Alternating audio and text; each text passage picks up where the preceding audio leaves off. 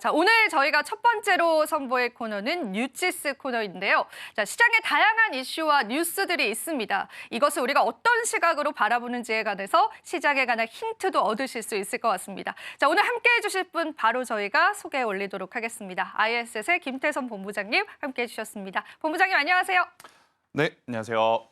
네, 본부장님 저희가 이제 우선 처음으로 이런 네. 코너를 좀 선보여 봤는데 느낌이 좀 새로우실까요? 지금 지영 앵커님의 힘에 네. 제가 기가 눌렸습니다. 네. 아무래도 저도 오늘 또 마음껏 또 제가 알고 있는 것을 좀 많이 네. 풀어드리고 가야 될 것 같은 느낌이라서 출발이 좀 좋은 것 같습니다. 네, 좋습니다. 네. 자, 그럼 우리 같이 한번 또 네. 오늘의 헤드라인을 좀 열어보면 좋을 것 같아요. 자, 마켓 쇼쇼쇼 오늘의 헤드라인 바로 한번 열어보도록 하겠습니다. 자, 오늘 뉴지스의 헤드라인입니다.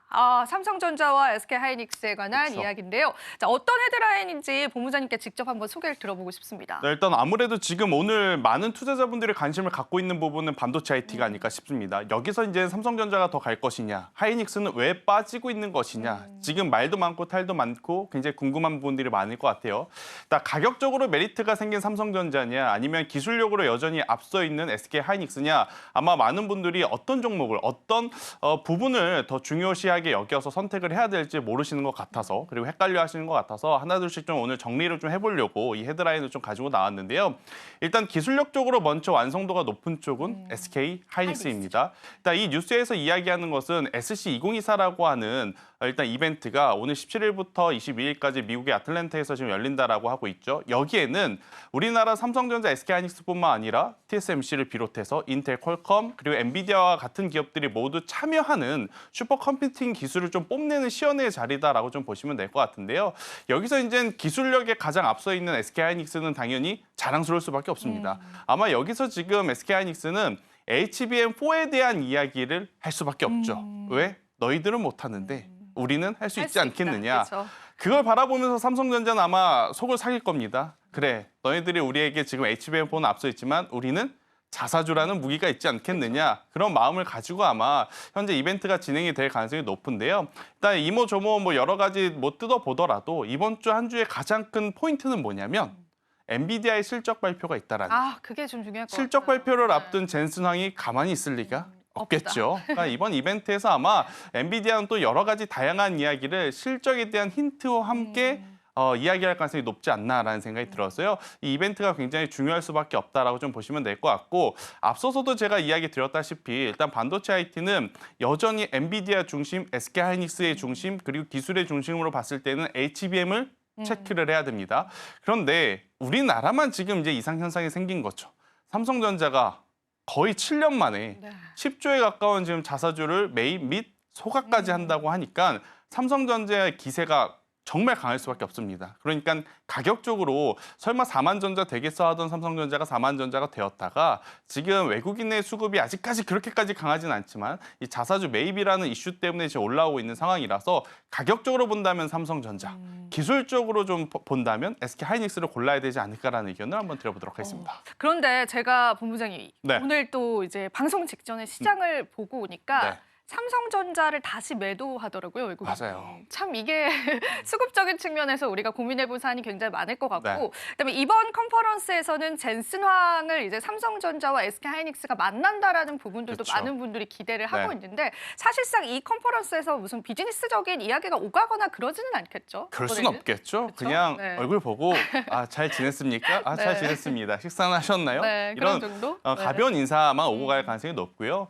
그러니까 HBM3E, 8단 12단 혹은 HBM4에 대한 심도 있는 이야기는 아무래도 이제 이 컨퍼런스 콜, 그러니까 실적 발표하고 나서의 이제 가이던스에서 좀 나오지 않을까? 그때 우리는 그 힌트를 좀 잘 체크를 해야 되지 않을까라는 의견을 드리겠습니다. 네, 이번 컨퍼런스에서 네. 사실상 하이닉스와 삼성전자가 어떤 이야기를 내놓느냐가 또 주가 향방을 결정할 것 같은데요. SK하이닉스는 역시나 기술력에 관해서 계속되는 자신감을 표출할 것이다라고 이제 많은 시장에서는 예상을 하고 있는 시점입니다. 자, 그에 따라서 우리가 또 주가 탄력도 바라봐야 될 것 같은데 일단 중요한 중요한 거는 컨퍼런스에 참여를 하고 나서 이것이 주가에 실시간적인 영향력을 조금 미칠 수도 있을까요, 본부장님? 그러진 못할 것 같아요. 지금 저희가 자막으로 굉장히 중요한 부분을 이야기를 네. 하고 있죠. 수급만으로 과연 주가 부양의 연속성이 나타날 수 있을까? 그러게요. 삼성전자는 이것을 좀 이겨낼 만한 기술력에 대한 혁신을 좀 보여줘야 되는데 사실 이번 이벤트에서는 갑작스럽게 안 되던 HBM3 8단 12단이 될 리는 저는 없다라는 생각이 들어요. 그래서 조금은 더 지켜봐야 되지 않을까. 대신에 삼성전자가 과거에 이 자사주 매입 소각을 하고 나서의 흐름을 살펴보면 그래도 중장기적으로 봤을 땐 주가가 우하향 곡선보다는 우상향 곡선을 그렸던 날들이 좀 많았기 때문에 그 부분에 대한 거는 기대가 저는 더 크지 않을까라는 의견. 지금 삼성전자는 사실 본업으로의 평가를 받으려면 메모리 재고 많이 맞아요. 감소시켜야 감소시켜야 되고요. 되죠. 네. HBM은 빠르게 양산을 지금 시켜야 되는 그런 과제가 남아있기 때문에 일단 삼성전자는 수급 이슈로만 보시는 게 맞지 않겠나라는 의견 드리겠습니다. 네, 다양한 의견이 오갈 것으로 현재 예상이 되고 있는데 저희가 엔비디아 실적 발표 또 앞두고 네. 있잖아요. 이런 것들이 또 시장에 어느 정도의 영향력을 줄 수 있을 것이다라고 보실까요, 본부장님?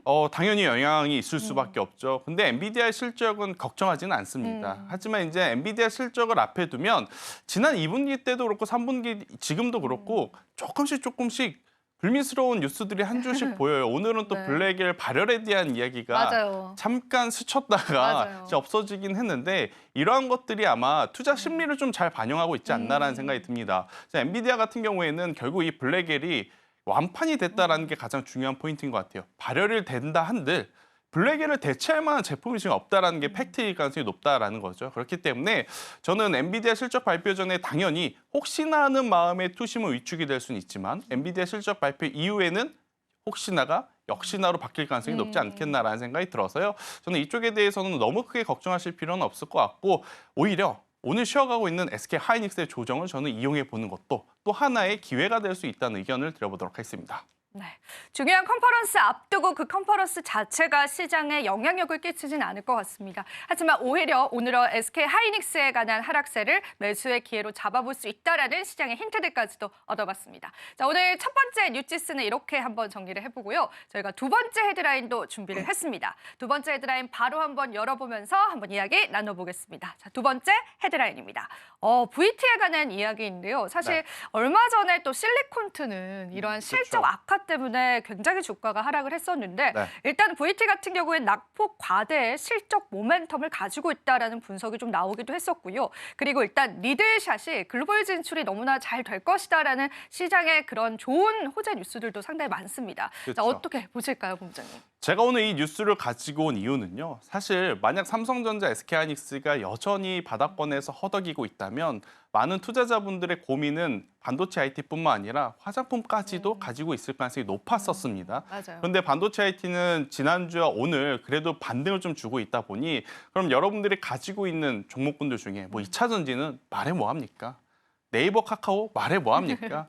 여기에 또 새롭게 지금 골치가 또 썩힐 수밖에 없는 쪽이 화장품일 것 같아서 이쪽에서 제가 이제 투자 힌트를 좀 말씀드리고자 좀 가지고 나왔고요. 일단 우리가 작년 그리고 올해 인그루드랩, 코스메카 코리아, 그리고 실리콘투, CNC 인터내셔널 얼마나 많은 화장품 기업들이 시장을 주도를 했었습니까? 하지만 그들의 기업들 다수가 지금 3분기의 실적이 안 좋다라는 게 팩트입니다. 가능성이 아니라 팩트인 거죠.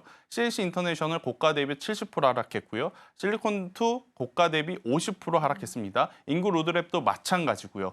그럼에도 불구하고 아무래도 이제 대장주가 조정이 나오다 보니까 다 같이 밀려 내려갈 수밖에 없습니다. 하이단에 어떻게 보면 같이 흐름을 줬었던 기업들, 그중에 이제 이 VT와 같은 기업들도 사실은 오늘뿐만 아니라 지난주까지만 하더라도 이제 VT도 조정이 나오나 싶었어요. 그런데 결국 이제 실적이 답이다라는 거죠. 아무리 이제 섹터 전체의 분위기가 어둡다 하더라도 단일 기업의 스토리, 그중에서 이제 실적이라고 하는 키워드가 지금 가장 좋다라고 하면 저는 오히려 그쪽으로의 수급 쏠림이 나타날 가능성이 굉장히 높지 않겠나라는 생각이 들어서요. 저는 VT가 이번에 발표한 실적을 기준으로 VT만큼은 다시 한번 봐도 괜찮지 보자. 않겠는가라는 생각이 듭니다.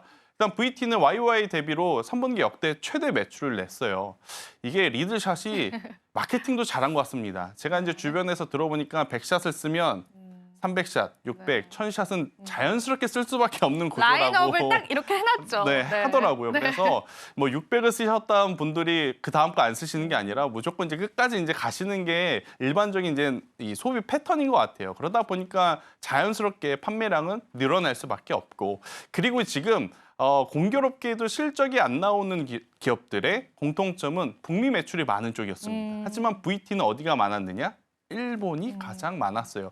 일본이 지금 잘 자리를 잡고 있는 상태에서 미국 쪽으로의 매출 비중이 확대가 된다라는 이야기가 지금 나오고 있는 그러한 상황이기 때문에 저는 VT만큼은 다른 기업들, 화장품 내 다른 기업들과는 다르게 실적에 대한 안정성과 확장적인 어떤 숫자를 우리가 눈으로 확인을 했기 때문에 저는 지금의 조정을 한번 이용해 볼 필요는 있지 않겠는가라는 의견을 한번 드려보도록 하겠고요.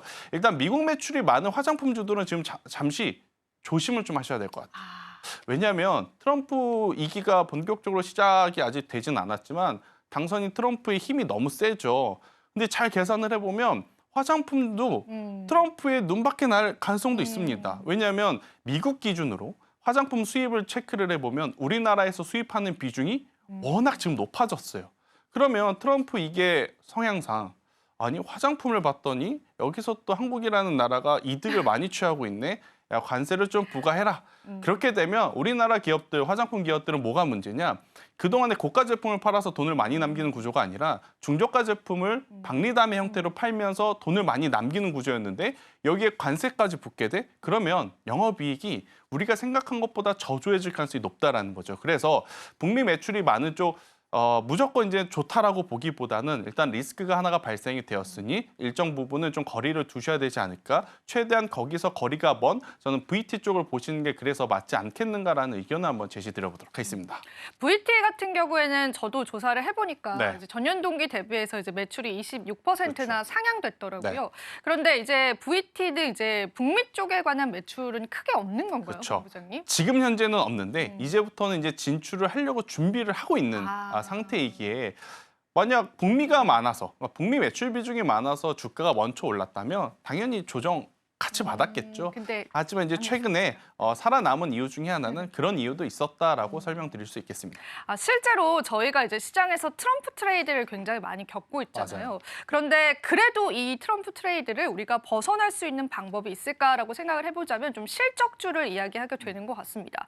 이 실적주로서 화장품주를 좀 보자라는 의견이신 것 같은데 네. 우리가 추가적으로 이 실적주 중에서 좀 힌트를 얻어볼 만한 그런 섹터들도 있을까요?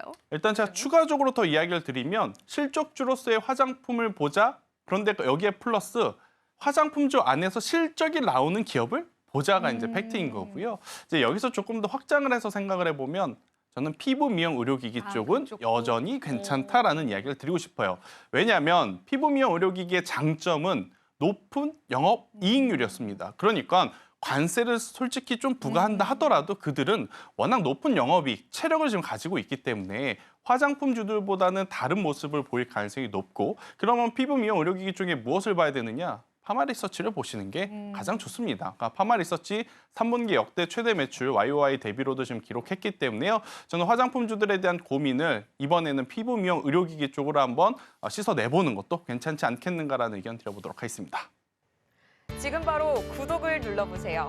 실시간 경제 뉴스, 투자 전문가들의 다양한 시황과 정확한 분석, 또 알찬 투자 정보까지 신뢰할 수 있는 저희 서울경제TV와 함께하세요.